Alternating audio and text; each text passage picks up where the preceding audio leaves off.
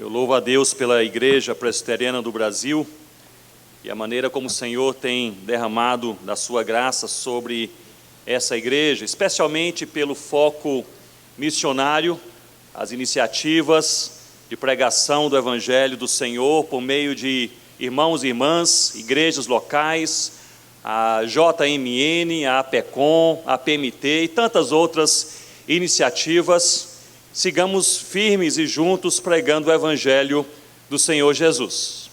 A Igreja Concomba de Gana, onde nós trabalhamos por vários anos, ela enviou saudações ao concílio dessa igreja e alguns pastores, fazendo contato comigo antes de viajar para cá, eles pediram para mencionar a igreja, que a Igreja Concomba em Gana continua firme no Senhor Jesus e estão cada vez mais envolvidos e apaixonados pela palavra de Deus.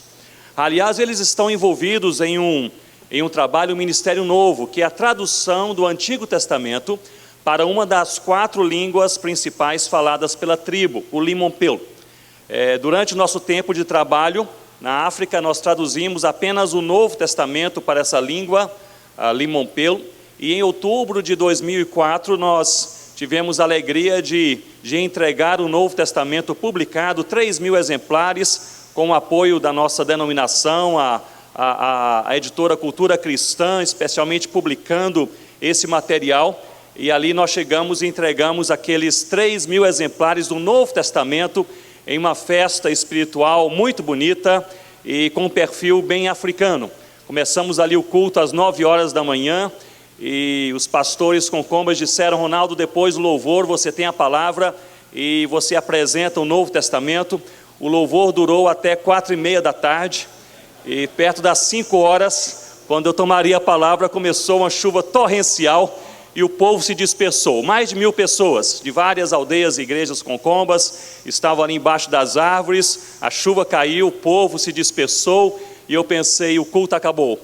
Mas às 7:30 da noite a chuva parou, os diáconos correram então pelas palhoças, chamaram o povo de volta, eles se reuniram e mencionaram: vamos apenas fazer mais um breve louvor e depois você pode falar. E ali então nós tivemos um momento de apresentar o Novo Testamento, um momento muito comovente. Eles resolveram que o primeiro exemplar do Novo Testamento seria entregue ao primeiro que foi convertido pelo Evangelho do Senhor Jesus naquela região, um homem já idoso chamado Mebá, que naquele momento era um dos presbíteros da igreja. E chamaram o presbítero Mebá à frente. Foi uma surpresa, ele não sabia que isso aconteceria. Ele chegou, nós oramos agradecendo pela chegada da Umbor Abor, que é a palavra de Deus, e colocamos o primeiro exemplar em suas mãos. Ele não sabia, tão emocionado que estava, como segurar a Bíblia. E ele segurou a Bíblia como quem segura um bebê recém-nascido. E depois da oração foi falado: presbítero, você pode voltar ao seu lugar. E ele caminhava de maneira trôpega ali, segurando a Bíblia, parava. E os diáconos, vendo a aflição daquele presbítero, rodearam aquele homem, colocaram as suas mãos por baixo dos seus braços, como quem diz: não se preocupe, se cair, nós seguramos. E aquela cena até estranha, um homem segurando uma Bíblia e uns 10 homens ao redor, ajudando. A minha esposa Rossana ao meu lado, ela sussurrou no meu ouvido, dizendo: querido, eles recebem a Bíblia como quem recebe uma barra de ouro. E louvado seja Deus, porque a palavra do Senhor é muito mais preciosa do que o ouro, do que a prata, é a palavra do nosso Deus. Mas ao final daquele culto, a primeira pergunta que me fizeram: e o Antigo Testamento? E nós já estávamos desde 2002, trabalhando com os indígenas na Amazônia, um trabalho, iniciativa da PMT, onde nós continuamos até hoje. E eu respondi: não temos condição de nos envolvermos com esse grande projeto de tradução do Antigo Testamento.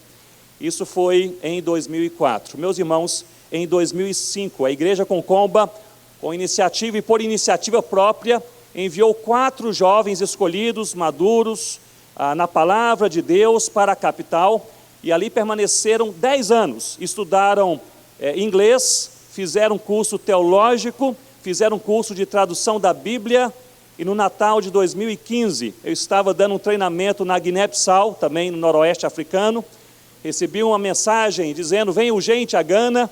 Cheguei ali e falei, o que aconteceu? E eles disseram, depois de 10 anos, os jovens tradutores estão prontos. 10 anos, investimento próprio da Igreja Concomba. Natal de 2015, agora até nesse momento, eu recebi a notícia que eles já traduziram 10 livros do Antigo Testamento, louvado seja o nome do Senhor Jesus. Eu fiquei, meus irmãos, especialmente contente. Cheguei ontem, anteontem, bem tarde da noite, ontem estava aqui, especialmente contente pelo investimento da igreja também no norte do Brasil, especialmente na região amazônica, com ensino teológico. Precisamos. Há ali grandes oportunidades e grandes desafios. Deus tem feito grandes coisas nas cidades, nos rios e nas matas, e a maneira como a denominação olhou e investiu no Nordeste, décadas atrás, também faz agora no Norte, louvado seja o nome do Senhor Jesus. Foco na missão, foco na teologia, foco na piedade. Abramos a palavra de Deus. Abra comigo a palavra do Senhor na segunda carta de Paulo a Timóteo, segunda carta de Paulo a Timóteo, no capítulo 4. Segunda carta de Paulo a Timóteo, no capítulo 4, nós leremos a partir do versículo 6. A partir do versículo 6. Versículo 6 ao versículo 8.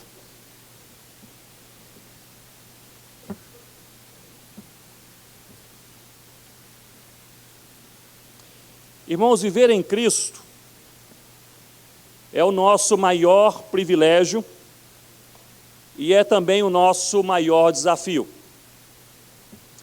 Todos nós estamos nesta caminhada de fé. Alguns a iniciaram poucos dias ou semanas atrás, outros a iniciaram décadas e décadas atrás, mas todos nós cruzaremos essa linha final na história humana temporal, como nós a conhecemos, cedo ou tarde. E a pergunta que eu trago ao seu e ao meu coração nesta manhã é justamente esta: o que você tem guardado e guardará desta caminhada? Há pessoas que guardam amizades, recordações, conhecimento ou reconhecimento, ou mesmo frutos. Outras pessoas guardam inimizades e amarguras e tristezas e melancolias, mas essa é uma pergunta importante para nós que caminhamos. E vamos concluir o que nós guardamos nessa caminhada. Eu me lembro que encontrei-me com um pastor jubilado há poucos anos atrás. Ele levou-me até o seu escritório e disse: Ronaldo, eu guardei todos os meus sermões escritos manualmente. Eram centenas, se não milhares de sermões em caixas ali bem guardados em seu escritório. Eu me encontrei recentemente com um missionário já no final da sua carreira, que ele disse: eu guardei as fotos da minha vida e do meu ministério. Ele tinha uma série de álbuns de fotografias ali, todas numeradas, etiquetadas com a data, com o local por onde ele passou, o que ele viveu e o que ele fez também em seu ministério. O que nós guardaremos e o que nós temos guardado na nossa vida, na nossa caminhada cristã e também no nosso ministério. O apóstolo Paulo, ele descreve nesses versículos o que ele guardou de maneira bem simples e direta. Ele diz que guardou a sua fé. Leiamos a palavra de Deus, fiquemos de pé por mais um momento para lermos a palavra do Senhor. 2 Timóteo, capítulo 4, versículos 6 a 8. Diz assim a palavra de Deus: quanto a mim, estou sendo já oferecido por libação, e o tempo da minha partida é chegado. Versículo 7, todos juntos. Combati o bom combate, completei a carreira, guardei a fé. Mais uma vez, combati o bom combate, completei a carreira e guardei a fé. Já agora a coroa da justiça me está guardada, a qual o Senhor, reto juiz, me dará naquele dia, e não somente a mim, mas também a todos quantos amam a sua vinda. Louvado seja o nome do Senhor Jesus. Você pode se assentar com a sua Bíblia aberta comigo nesse texto. Esta carta de Paulo a Timóteo, ela possui 3 distinções centrais. A primeira distinção é justamente a circunstância. Paulo, ao escrever essa carta, ele estava encarcerado em Roma, não naquela primeira prisão domiciliar, menos desconfortável de antes, mas agora estava preso em uma masmorra. Segundo Eusébio, historiador do século IV, ele diz que Paulo estava preso em um calabouço subterrâneo, úmido, frio e escuro, com apenas um buraco no teto para a entrada de luz e de ar. É ali que Paulo estava. E é ali que ele escreve esta carta. Não apenas estava encarcerado, mas ele tinha convicção que ele iria morrer em breve. Ele menciona isso 3 vezes nessa carta. Ele diz que o seu dia está chegando, a sua partida se aproxima. Paulo está preso, está encarcerado, está em sofrimento e ele sabe que vai morrer. É uma circunstância única em sua vida. Portanto, é uma distinção dessa carta. A segunda distinção dessa carta é o seu endereço, é o seu destino. E, meus irmãos, observem comigo que isso é impressionante, porque o apóstolo Paulo, nos últimos dias da sua vida, escreve a sua última carta, mas não faz aos apóstolos. Não escreve a apóstolos e líderes de renome na sua época. Não escreve esta carta às igrejas que ele plantou ou a igrejas que ele pastoreou, mas escreve esta carta a um jovem evangelista chamado Timóteo. Ele havia conhecido Timóteo na cidade de Listra. Ali, mãe e avó de Timóteo conheciam a Deus. Paulo pregou o evangelho, Timóteo foi transformado pelo evangelho de Deus. Na segunda viagem que Paulo fez a Listra, ele reencontra Timóteo, agora um jovem amadurecido, não apenas amadurecido, mas também vocacionado, e Paulo convida a se associar a ele em suas jornadas missionárias. Portanto, Timóteo para Paulo era uma mistura de filho na fé e companheiro de ministério. É um outro diferencial dessa carta, o seu destino. Eu diria que o terceiro, ou a terceira distinção dessa carta, não apenas a circunstância, não apenas o endereço, mas também a abordagem. Observem comigo que Paulo, ao escrever a um jovem que está começando o seu ministério, Paulo não fala do início, das primeiras coisas, mas ele fala do fim. Paulo fala sobre como ele deve combater o bom combate, completar a carreira e guardar a sua fé. Ele não fala dos primeiros passos, mas ele aponta para os passos finais. Eu creio que esta é palavra do Senhor para a sua vida e para a minha vida também nessa manhã. John Stott, um dos expositores dessa carta, ele defende que cada capítulo dessa carta possui uma exortação principal. No capítulo 1, guarda o Evangelho. No capítulo 2, sofre pelo Evangelho. No capítulo 3, permanece no Evangelho. E o capítulo 4, prega o Evangelho. Nós lemos no capítulo 4. Ontem à noite, fizemos uma exposição do versículo 1 ao versículo 5, prega o Evangelho. E agora, nesta manhã, do versículo 6 ao versículo 8, guarda a sua fé.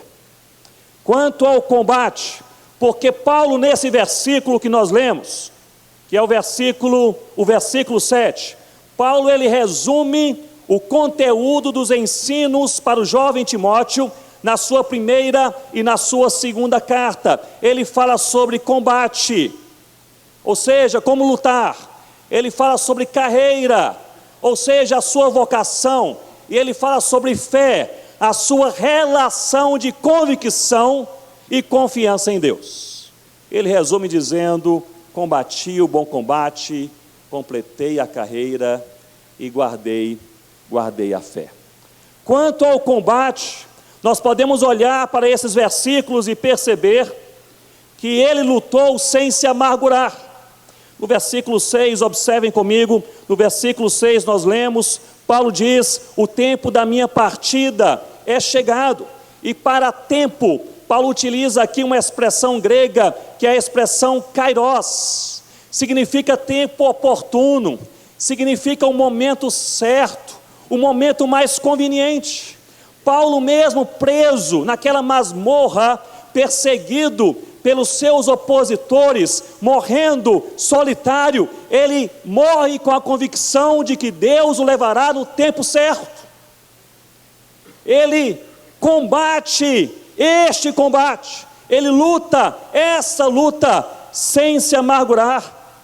Ele está convicto, meus irmãos, mesmo naquele calabouço, sendo morto pelos seus perseguidores por causa da sua fé no Senhor Jesus, ele reconhece que mesmo essa morte trágica não acontecerá fora do tempo de Deus. É a teologia da soberania de Deus para a vida, mas também para a morte. Deus controla os nossos dias. Talvez ele tivesse até mesmo em mente Jó capítulo 14, versículo 5, que afirma que todos os nossos dias estão contados e determinados pelo Senhor. Ele combate este bom combate sem se amargurar. Ele não reclama dizendo, eu estou morrendo cedo demais, eu estou sendo injustiçado, os perseguidores são culpados de me levar à morte. Ao contrário, ele diz, Deus está me levando no tempo certo, sem se amargurar. Para combater, Paulo utiliza aqui a expressão grega agonizomai, que significa um tremendo esforço, significa uma luta misturada também com sofrimento.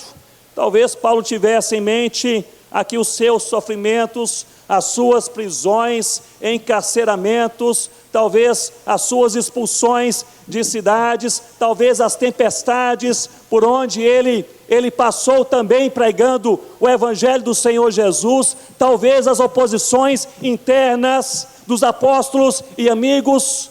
Ele lutou o bom combate.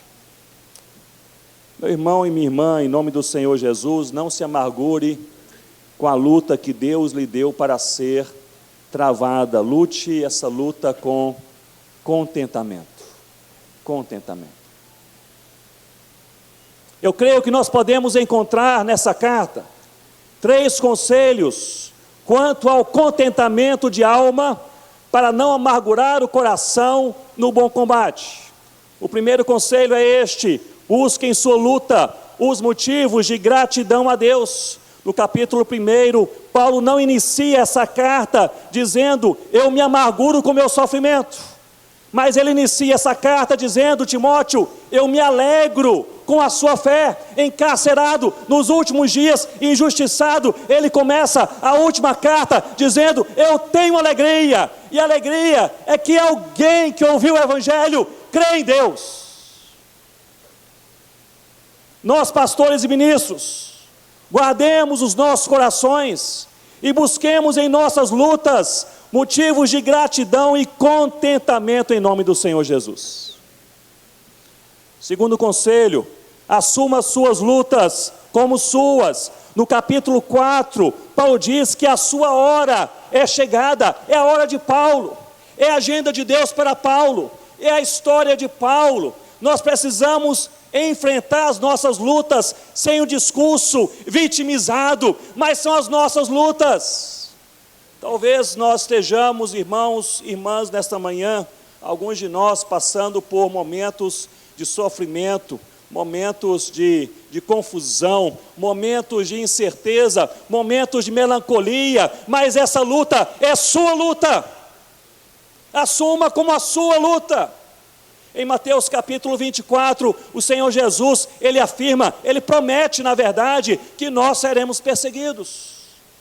Ele diz que todos aqueles que amam o verdadeiro evangelho, eles serão perseguidos. Mas em Mateus capítulo 28, ele faz uma outra promessa. Ele diz que estaria conosco todos os dias até a consumação dos séculos. Meus irmãos, nessa luta que é a nossa luta, nós jamais estaremos sozinhos.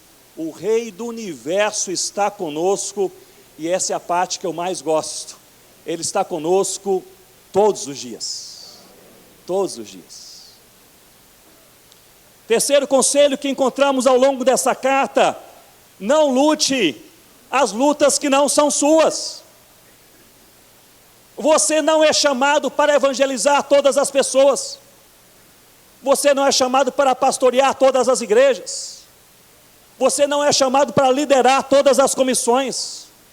Você não é chamado para aconselhar todos os casais. Deus colocou você em um tempo, em um lugar, para servir em certa medida. Você tem uma luta, uma medida de Deus.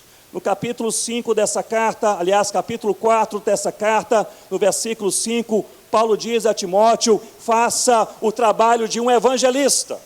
Há 3 interpretações para essa frase, esse conselho de Paulo a Timóteo. Alguns pensam que Paulo está dizendo a Timóteo: evangelize. Outros pensam que Paulo está dizendo a Timóteo: você deve olhar para a função de evangelista e apreciá-la.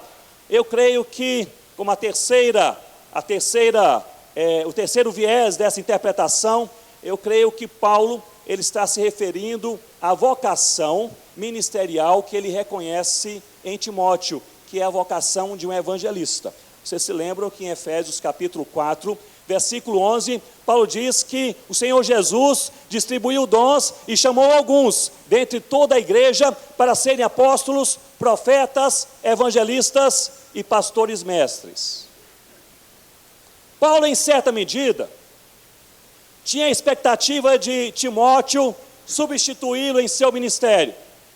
Eu creio que o que Paulo está dizendo a Timóteo é: não queira ser apóstolo, pois Deus te chamou para ser um evangelista. Seja aquilo para o qual Deus o chamou e lhe deu os dons e as oportunidades. Ou seja, não queira fazer um trabalho que não é seu. Faça o seu trabalho e faça com contentamento. Meu irmão e minha irmã, olhe bem para mim nesse momento e pense comigo. Esteja satisfeito onde Deus o colocou. Não se compare com outras pessoas que têm outros dons, que Deus colocou em outros lugares, com outros propósitos. Deus te colocou em um lugar, em um momento. Deus lhe deu dons específicos para a sua vida, e o propósito dele para você. Esteja contente com aquilo que Deus lhe dá em nome do Senhor Jesus. E portanto, irmãos e irmãs, especialmente nós, missionários e pastores, saiamos de qualquer raia de competição com outras pessoas e ministros.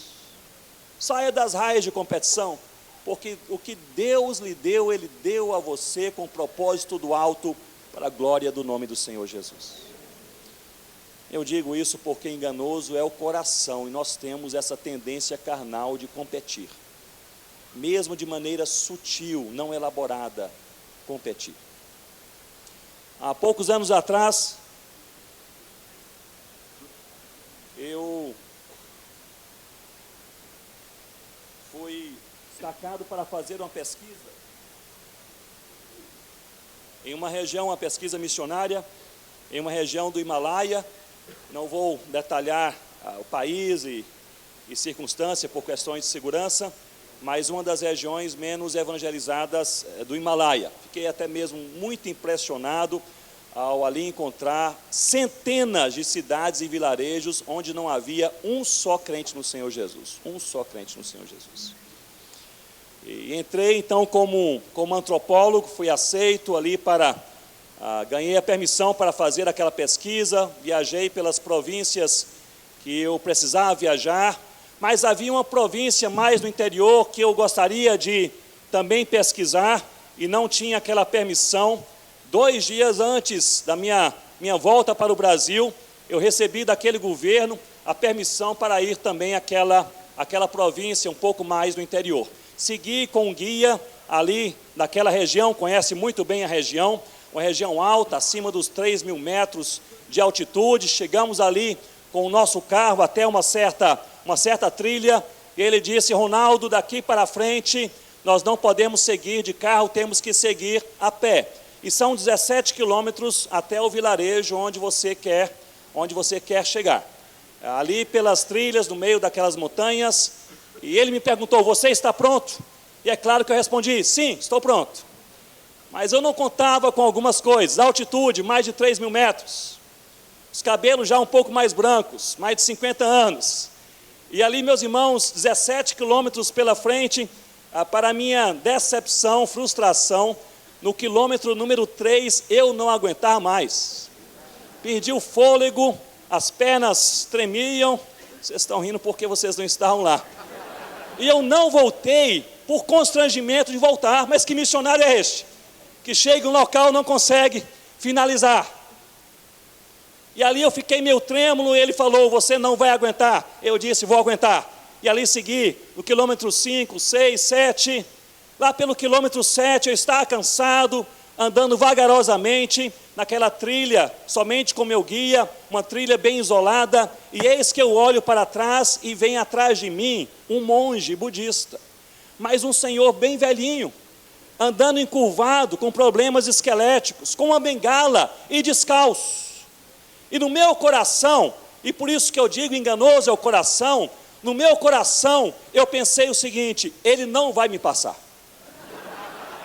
Um velhinho encurvado, descalço e com bengala, eu sou um missionário treinado, ele não vai me passar. E aí apertei o passo, e o guia olhou para mim surpreso e disse: você melhorou? E eu pensei: melhorei nada, mas ele não vai me passar. Apertei o passo, meus irmãos, em menos de meia hora, o velhinho me ultrapassou, e ainda olhou para mim com um sorriso um pouquinho cínico, como quem diz: esses jovens não aguentam nada. E foi em frente, e sumiu na minha frente. Lá pelo quilômetro 10 ou 11, eu parei para descansar, e ali eu pensei: enganoso é o coração. Nós entramos em raias de competição totalmente desnecessárias. Porque no fundo do nosso coração carnal, queremos chegar primeiro, queremos o destaque, queremos ser os melhores. Meus irmãos, a palavra de Deus diz o contrário. Nós precisamos viver não para a vanglória do nosso coração, mas para a glória de Deus. A maior luta no final do dia não é contra o mundo, a maior luta no final do dia é contra o nosso próprio coração. Portanto, guarde o seu coração, meu irmão, minha irmã, meu pastor, meu missionário, e saia de qualquer raia de competição em nome do Senhor Jesus. Quanto ao combate, ele lutou sem se amargurar, louvado seja Deus. Quanto à carreira, podemos perceber também nesse texto precioso que ele completou a sua carreira sem se vangloriar. Eu acho isso impressionante, especialmente para aqueles que já estão no ministério, no serviço cristão há mais de 10, 20, 30 anos. Eu gostaria de chamar a sua atenção, e a minha também, para esse ponto: terminar a carreira sem se vangloriar. Sem se vangloriar. Paulo, ele começa dizendo, no texto que lemos, observe, que ele receberá uma coroa, mas não é uma coroa exclusiva. Ele diz que todos aqueles que amam e seguem o Senhor Jesus, igualmente receberão essa coroa. Ou seja, Paulo está dizendo, em outras palavras: eu não sou especial, eu não sou diferente, especial é Cristo. Em segundo lugar, ele não diz que receberá uma coroa, ele diz que receberá a coroa da justiça. Coroa, em um mundo romano com influência helênica, era algo que a pessoa recebia ao chegar em primeiro lugar em uma competição ou ser vitorioso em um confronto bélico. Você chegou primeiro, você é vitorioso. A mensagem que aquela coroa colocada sobre uma cabeça passava era simplesmente essa: você venceu. Mas Paulo não diz que recebeu uma coroa, que receberá uma coroa. Ele diz que receberá a coroa da justiça, justificada, construída pela justificação no Senhor Jesus. A mensagem da coroa é: você venceu, mas a mensagem da coroa da justiça é: você venceu por causa de Cristo. Por causa de Cristo. Meus irmãos e irmãs, no fim das nossas carreiras, o que irá fazer diferença não serão as nossas conquistas, os nossos feitos, os nossos nomes, as nossas reputações, ou os elogios, ou os sofrimentos, ou as críticas, mas aquilo que Cristo fez em nossas vidas. Cristo fez em nossas vidas. É por isso que em Lucas capítulo 10, versículo 20, perante os discípulos, encantados com o próprio ministério e vendo no ministério o poder e a atuação de Deus por meio de suas vidas, Jesus confronta os discípulos e lhes ensina: alegrem-se, não porque os espíritos se submetem a vocês, mas porque os seus nomes estão escritos no livro da vida.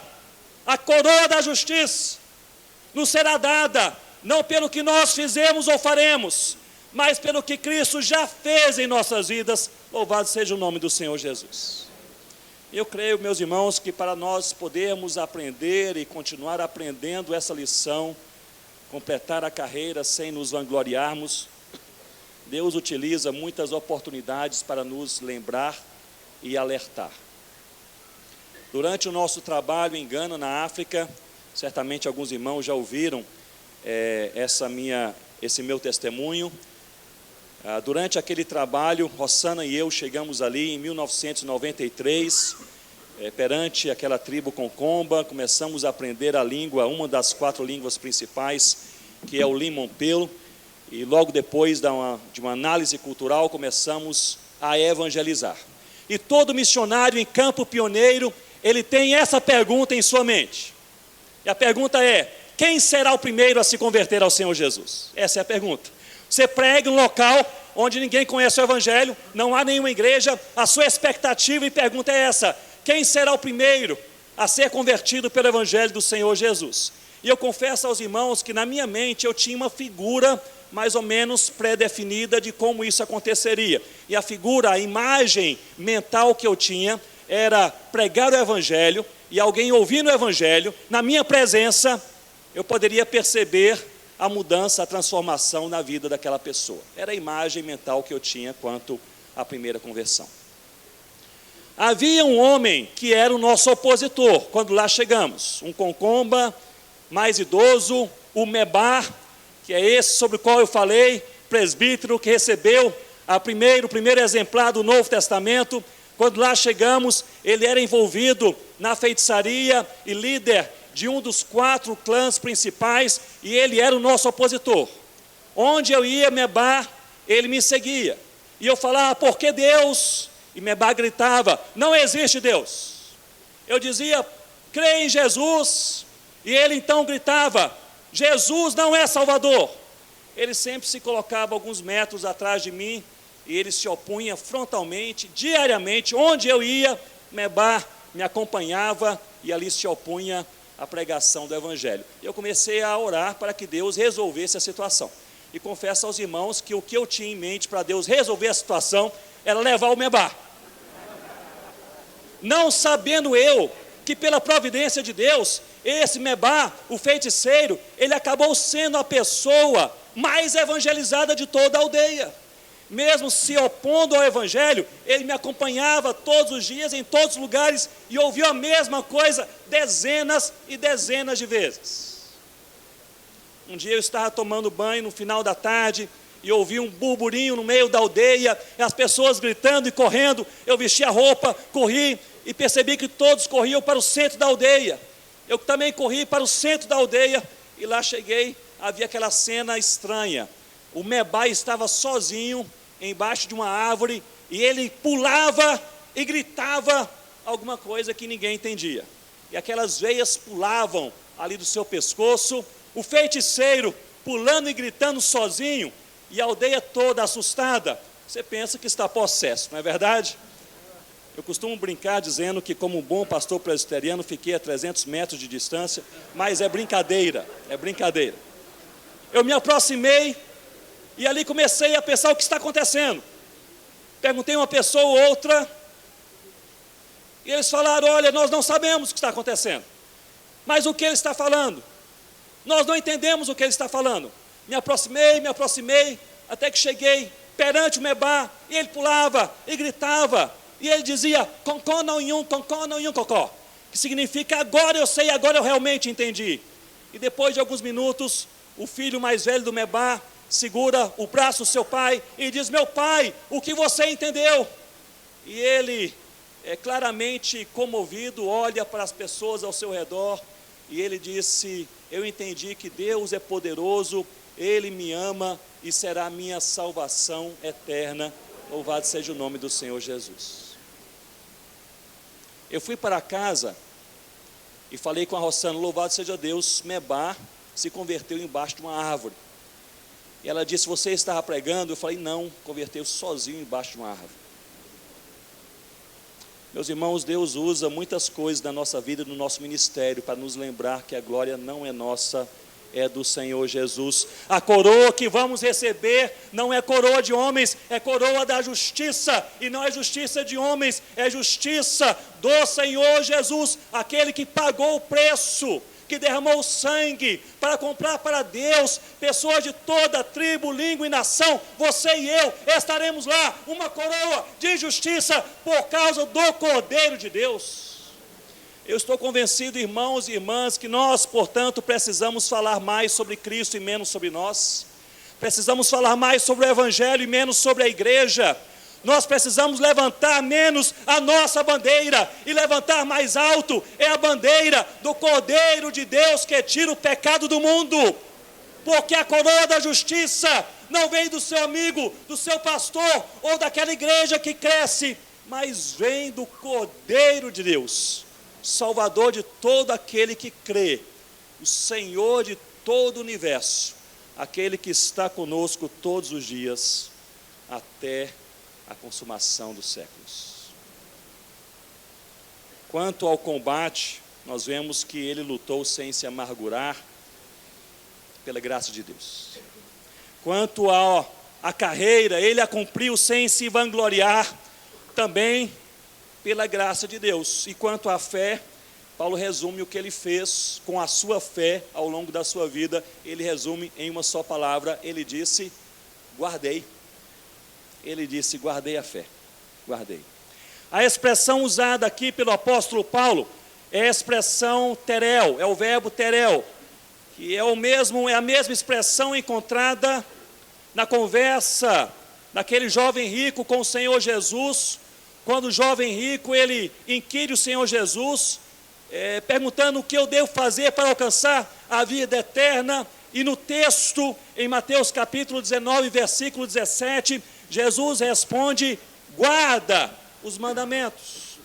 A expressão aqui, terel, de guardar, é uma expressão ligada àquele que guarda algo precioso. E eu creio que a mensagem ela é clara, guarde a sua fé, como quem guarda o tesouro mais precioso. Meu irmão e minha irmã, meu pastor e presbítero, missionário, não basta estar no trabalho de Deus, é preciso crer em Deus, guarde a sua fé. E a fé não é apenas atacada pelo ateísmo, o pós-modernismo, a sociedade líquida, o relativismo, ou o pluralismo da nossa época. Muitas vezes a fé é atacada por dentro, especialmente por meio de decepções de pessoas que nós julgávamos crentes imaduras, e não procedem como tal. Guarde a sua fé. Se há alguma coisa a você guardar na sua vida, guarde a sua fé em nome do Senhor Jesus. Eu creio, e não vou me prolongar nesse assunto, mas eu creio que se nós conciliássemos, utilizando a teologia bíblica, a primeira e a segunda carta de Paulo a Timóteo, nós encontraríamos 7 práticas cristãs que nos ajudam a fortalecer a fé. 7 práticas cristãs. Irei apenas citá-las. Em primeiro lugar, a palavra, ou seja, ler a palavra de Deus. A fé vem pelo ouvir, e ouvir a palavra de Deus. palavra. Em segundo lugar, a adoração pessoal, privada e também pública, no culto de adoração a Deus. Em terceiro lugar, a oração. Não apenas orar nas refeições, mas ter uma vida de oração também fortalece a nossa fé. Em quarto lugar, a comunhão, é caminhar com aqueles que amam e seguem o Senhor Jesus. Em quinto lugar, a santidade, a busca por uma vida pura que alegra o coração de Deus. Em sexto lugar, as boas obras, ou seja, o amor ao próximo transformado em ação. E em sétimo lugar, a evangelização. Eu creio que são 7 práticas cristãs da teologia bíblica paulina nessas duas cartas que alimentam e fortalecem a nossa fé. Palavra, adoração, comunhão, oração, santidade, boas obras e evangelização. Mas a palavra também, a palavra de Deus, faz uma ligação curiosa e muito interessante entre fé e descanso. Parece que à medida que nós cremos, nós descansamos.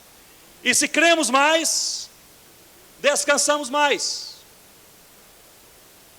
Pense comigo nesse momento.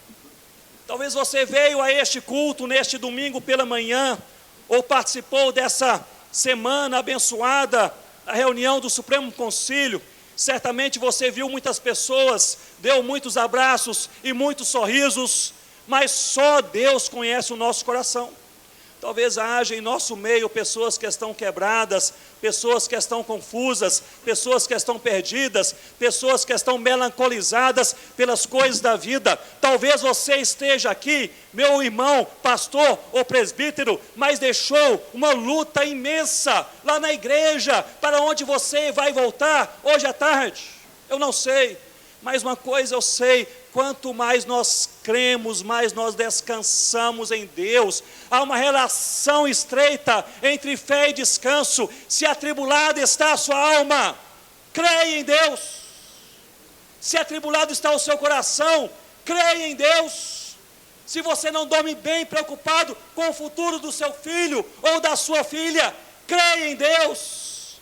Se você não sabe o que vai fazer do seu ministério no ano que vem, creia em Deus e descanse em Deus, em nome do Senhor Jesus.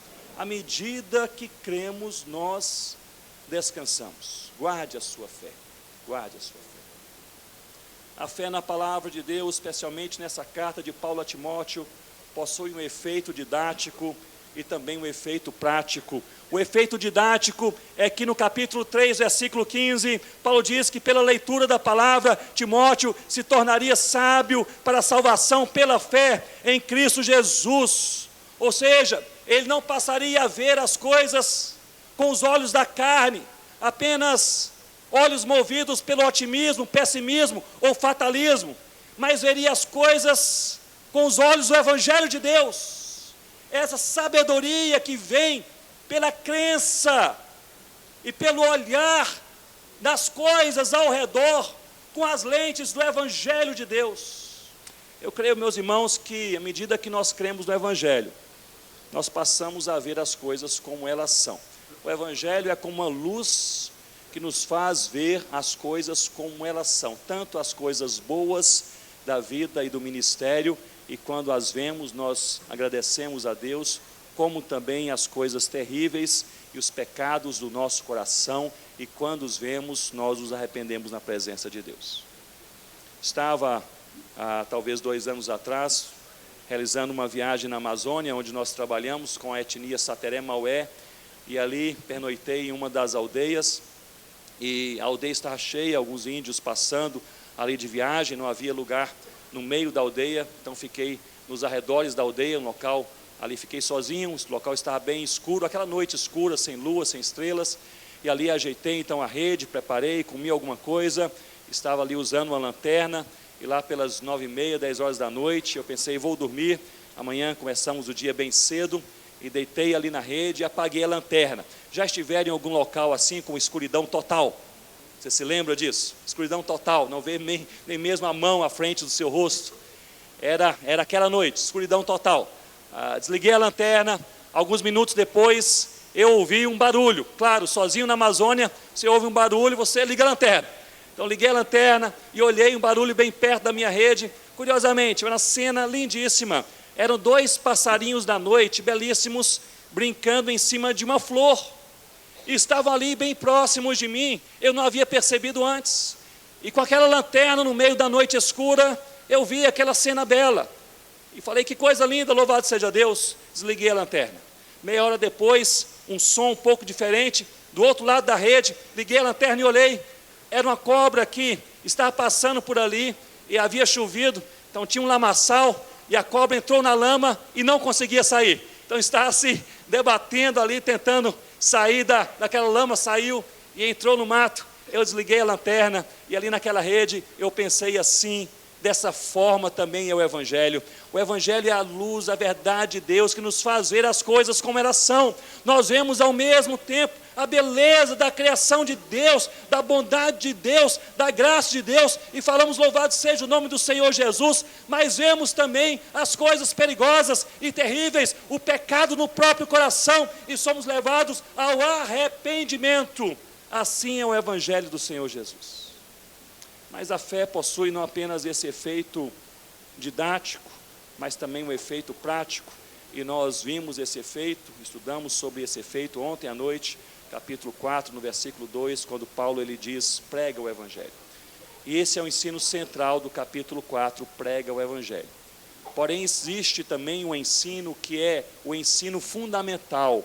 A motivação para se pregar o Evangelho se encontra no capítulo 4, versículo 1. Ele diz, eu te conjuro em Deus do Senhor Jesus, pela sua manifestação e pelo seu reino, então prega o Evangelho. Ou seja, meus irmãos, nós não somos chamados por Deus apenas para fazer a coisa certa, mas para fazer a coisa certa com a motivação certa. Prega o Evangelho, mas prega o Evangelho não por causa da sua carreira, não por causa da sua reputação, não confiado em suas habilidades. Prega o Evangelho por causa do Senhor Jesus, por causa do Senhor Jesus. Finalmente chegamos à conclusão, e no versículo 8, Paulo nos ensina que a maior fonte de esperança, e ele está falando sobre a morte, sobre seus últimos dias. Eu sei que há pessoas que não gostam de pensar sobre a morte, mas todos nós morreremos daqui a 5 minutos ou daqui a 50 anos, não sei, em algum momento. Mas Paulo ele diz que a maior fonte de esperança é esta: Jesus nos aguarda. Jesus nos aguarda. A morte não é o nosso fim, é na verdade um fascinante recomeço. Nós não gostamos da morte, não fomos feitos para morrer, isso é natural. Entretanto, a fé nos enche de esperança, de algo fantástico, que confere significado à vida, à história e à morte. E somente a fé faz isso, nem a ciência, nem a religião, nem a política. Somente a fé nos dá essa certeza, e a certeza é esta: Cristo nos aguarda. Louvado seja o nome do Senhor nosso Deus. Daqui a 5 minutos, se o Senhor nos chamar, ou daqui a 50 anos, se Ele nos chamar, Cristo nos aguarda. Cristo nos aguarda. Jamais estaremos sós. Combater o bom combate, sem se amargurar, completar a carreira que Deus lhe deu, sem se vangloriar, e guardar aquilo que é o mais precioso, irmãos e irmãs, que é a nossa fé, em nome do Senhor Jesus. Eu concluo partilhando rapidamente com vocês a respeito de um casal de Deus, missionários, Cássio e Elisângela Silva. Cássio é pastor presbiteriano, são missionários, ambos missionários da APMT, trabalhando na Amazônia desde 2006, ali com a tribo Iurupidé, parte da equipe onde nós também trabalhamos. Iniciamos essa equipe em 2002, quando voltamos da África. Hoje somos mais de 50 missionários em 17 tribos indígenas, espalhadas por toda aquela região amazônica, e Cássio e Elisângela são um desses casais, e hoje inclusive lideram toda a equipe. Cássio e Elisângela, chamados por Deus para a obra missionária, pensaram em ir trabalhar na África entre os pigmeus. Eles, na época, membros e até hoje ligados à 8ª Igreja Presbiteriana de Belo Horizonte, cujo pastor é o reverendo Jeremias Pereira. As portas se fecham para o trabalho na África, não conseguem visto, não conseguem entrada. Mas o sonho era trabalhar com os pigmeus. Pastor Jeremias faz contato e diz: Ronaldo, tem índios aí precisando do evangelho. Um casal aqui que queria trabalhar com pigmeus. E nós havíamos feito, Rossana e eu, uma pesquisa, e encontramos, entre outras etnias, a etnia Iorupidé, e eles são bem baixinhos. Eu disse: pigmeus não, mas são bem baixinhos, se servir. E ali brincamos um pouco, Cássio e Elisângela, eles se dispuseram a orar ao Senhor, Deus dirigiu: vamos trabalhar na Amazônia. Mas eu fui alertado. E o alerta era o seguinte: a Elisângela possui um tipo de fobia. Eu falei: não tem problema, muitas pessoas têm fobias diferentes. E o pastor Jeremias disse: ela tem fobia de água. Eu falei: no norte amazônico é um problema.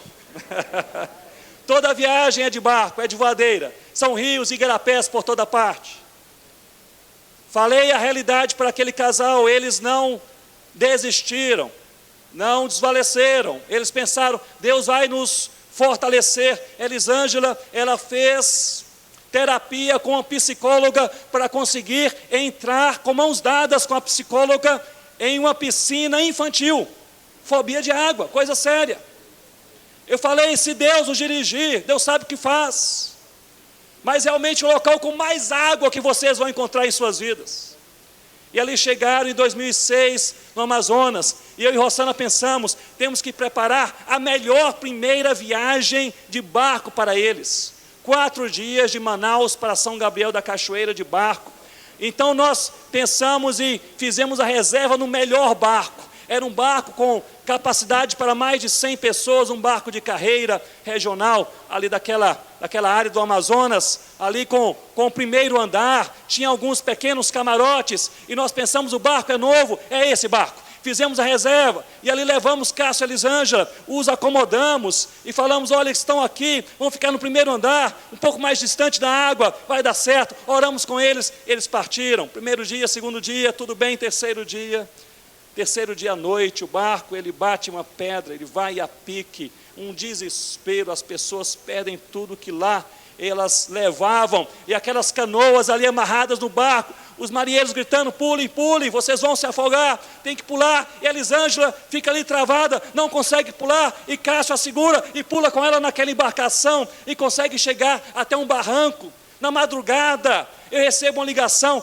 de um dos nossos missionários que os aguardavam, dizendo: Ronaldo, o barco bateu uma pedra, foi a pique, ninguém morreu, graças a Deus. Cássio e Elisângela estão ali naquele barranco. A notícia que nós temos é que ela entrou ali, um estado emocionalmente difícil. E eu pensei comigo: perdemos os missionários.